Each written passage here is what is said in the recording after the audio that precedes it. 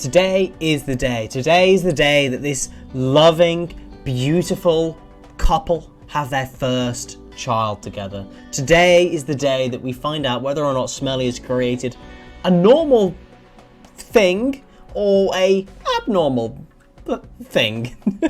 Welcome to the Sanguophage Survival Series, episode 17, and yes, Smelly will be giving birth today. Who knows when, but at some point today, she'll be giving birth. I have some guesses, I have some predictions as to what the baby might look like, but I think we'll find out together. I have still not looked at the genetics of the child whatsoever, so it's all going to be a surprise. The plan for today is basically going to be looking for a slave to do the crafting for us, because at the moment we don't really have anybody that's doing the crafting for us, mainly because both of our level 20 crafters died early throughout this series, which means that we are actually quite far behind. At the moment, I'm going to have a quick heads up for these series as well. This is my PC is starting to break. And I can't actually run everything that's going on at the moment. We're down all the way at about 15 FPS. It's going bad. So I will be attempting, in quotations, to wrap up this series in the next maybe week or so, just as a heads up. So yeah, the plan for today, research, crafting, and doing some quests to see if we can find a slave worthy of crafting us some fantastic armor. So if you enjoy any of today's episode and are excited to see all the things that we create, consider liking, subscribing, and make sure you tell your mum about it. Let's get into things and let's get started on the crafting. We've had a nice little quest come up here, the Brigand Lair. Ovidius Rustia, the senator of the Eastern Republic, has said that there's a ruin controlled by the Hillen Hatdorf dynasty. We want to clear it, need to clear up the enemies and then kill all the enemies. Easy peasy, lemon squeezy. I'm going to accept this for 4 treasure chests, and then we're just going to send Lord Tyoma, and this will be an easy one for him to sort. I've noticed as well, Horatio has gone missing. Did Jezebel take Horatio with her when she got missing? I think she did. Oh, we've lost Horatio. And a new recruit at Maraxalem uses our body language to demand obedience from Maraxalem. Welcome. Welcome. Another slave to add to the mix. Perfect. Hold on a second. Something's happened. Jezebel's gone hostile. Sorry, what? Why is Jezebel hostile? What's happened? She was absolutely fine a second ago. Oh, Jezebel. Alright. Well, I guess we'll have to deal with you now. Why have you just gone hostile all of a sudden? Solus, I'm sorry to have to do this to you, but we're going to have to beat up your wife. Now, Jezebel has gone down now as well. Solus, how do you feel? You've just beaten up your wife to within an inch of her life. How do you feel? He's feeling pretty good, actually. He's feeling pretty good, honestly. I don't know what's happened in order for her to just change. I've completely changed from one faction to another.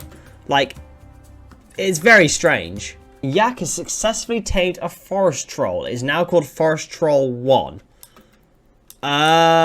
Okay. Hello, friend. Oh, he's furry and soft. I've got no idea what that means. Hopefully he doesn't betray us, and hopefully we can use him for his best side. All time has arrived at the ruins. How many people is he going to have to wipe out then? No one. The payment has already arrived. I've already cleared the ruin. Oh, sorry, Lord Time. It looks like you've wasted your time.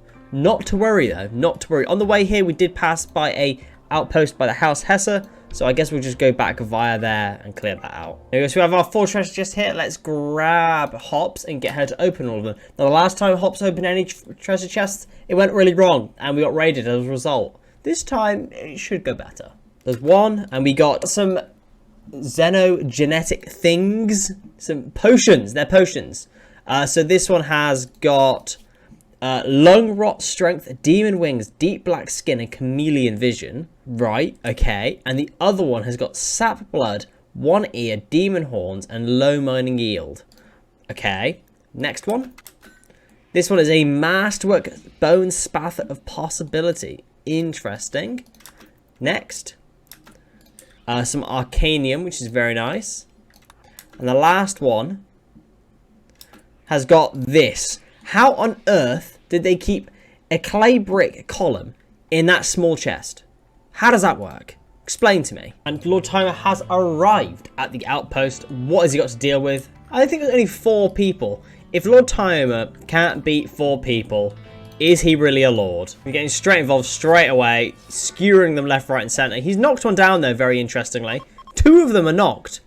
This is a once-in-a-lifetime experience for Lord Timer to not actually kill them straight up. That's ridiculous. Well, let's go in and see what we can claim. Loot here seems not too bad. We've got a nice hat and some trousers, but we've got prisoners.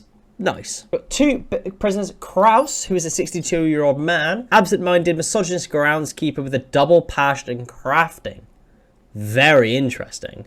How are you health-wise? Could be better. Could be better. We've cut off our hands, so we might not be able to make you into a slave, which is what I'd like. And we have Diana, who is unwaveringly loyal and isn't the best, so we'll probably become a slave at an outpost. And a prison break. Harris, Thorgan, Ascal, Maraxilum, and Jezebel are all planning to escape. This is Jezebel's way of revenge. You cannot lock me up, she says. Well, we can and we will. This would go even worse for you if Lord Timer was here, but he's not, thankfully. It's just Pigub and Lax here to stop you at the moment. Jezebel has her sword as well.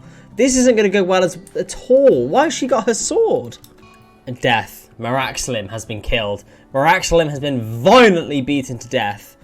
There's a lot of things we should probably do with Maraxilum, but the chances are we're just going to let it rot in the poo pond. And Jezebel has been knocked down as well. So apart from the losing Maraxilum, we got away with that without any casualties. Lord Timer has returned home. Lord Timer's probably pretty confused when he's got back. His leader has betrayed them for all of a sudden. There's been a prison break and there's a body on the floor just in the doorway. Lord Timer are probably slightly confusing at the moment. Unfortunately, Ascal and Smelly have gotten into a small fight and Smelly's cut off both of his legs. I feel like cutting off both of someone's legs aren't necessarily the most appropriate for a small little social fight, but Balzana can now gain an expertise. What in? Healing. Very interesting, and you know what? I'm quite happy to have Balzana as a very healing focused character. So I think what we can go for is either surgery that does surgery success chance, first aid that does healer 10 speed, or nursing that does healer 10 quality. And I think we are going to go for healer 10 quality. Just as a medieval faction, we don't have access to the Rimworld medicines and things like that, so we may as well try and improve what we've got. And a space battle is undergoing at the moment. Now, obviously, we don't know what space battles are. All we know is there are people falling from the sky. So I guess I'll wait till this is over and see if there's anybody we can capture. And a glider crash has appeared as well, completely separate from the space battle. Who's inside? No one. Just 195 goldfish. Why are people transporting 195 goldfish? What? And space battle is ending, and unfortunately we got no survivors out of it. Any of the survivors that did come from this just got up and walked away like it was nothing. Just kind of a shame, but there is a lot of steel slag chunks and a lot of ship chunks that we can deconstruct for resources, so not necessarily the end of the world. And Smelly is about to give birth. She's going to have contractions for a few hours before delivering the baby. Labour may go through several stages of different levels of difficulty and danger. To improve the baby's chances, gather a doctor and the others to help with the birth. Select Smelly and press gather for birth to start the procedure. Now, one small problem is all of our good doctors are either ill, like Balzana is, with being beaten up, or in prison. So hopefully this doesn't go too badly. Gather for the childbirth, and Balzana will be the doctor. Mother is obviously Smelly, and Lord Timer is going to watch. The room is currently completely filthy, but I'll clean it first, and then we'll go from there. Okay, we've got a small issue that we can't have Smelly's birth. We can't make her give birth because she's unconscious. It won't let us actually do the ceremony, so I don't know what to do. I honestly have no idea. She's giving birth apparently, but we can't set it up as something that we can do. Lord Timer, just come down here and we'll watch. We'll make something out of this, I'm sure. And there we are, a healthy childbirth. Choose a trait for Smelly to obtain. Upon the arrival of her newborn, Smelly is excited about becoming a parent, has become neurotic. No. Quick sleeper or fast walker is what we want to go for, and I think I'm genuinely going to go to fast walker. And there it is. Breadin is the baby. Oh my god, what is that? Oh dear. It's theoretically a baseliner. It's also a bowman and a cannibal. We've had a baby, and it's a cannibal. What are its genetics? It has mantis wings, mantis antenna, strong stomach, and robust digestion. It has mandibles as well, which is interesting. It's very unattractive. It's also a cannibal. Great melee, great mining, has awful cooking, but also has strong cooking. It's awful at art, but also poor at art. It's green skin, strong melee damage. It takes after Lord Tiamat in that regard, but it also is going to be fat. Okay. Well, that's very interesting. It already has a melee double passionate of 8 at 0 years old. Nice. That's very nice. Well, that's a good child. It's going to be real strange when it grows up, though. I think that's the first thing we're going to have to take into account, that it's going to look real weird later in life. And Lord Tiamat is here. Lord Tiamat, what do you think of your lovely child? He's probably really confused by it, because it's probably real weird looking. We'll also ignore the fact that Solus's head has disappeared. We're going to ignore that. Enslaved. Diana has been enslaved. Perfect. Unfortunately, Diana could not be converted because she is unwaveringly loyal. So let's get her sent off to the outpost and get her to work. We've got a trade caravan that's come in. And look at this person here. Rohana has a weapon like 3 times the size of them. How does this work? How strong must this man be to wield this weapon? Skiramir's mallet, an absurdly large and heavy hammer of unknown origin. Jesus. Absolutely huge. Nero and Harris has been released back out into the wild. This time, Harris, please, potentially, don't just join a different ideology. It's not very nice of you. And a raid from the House Hesse.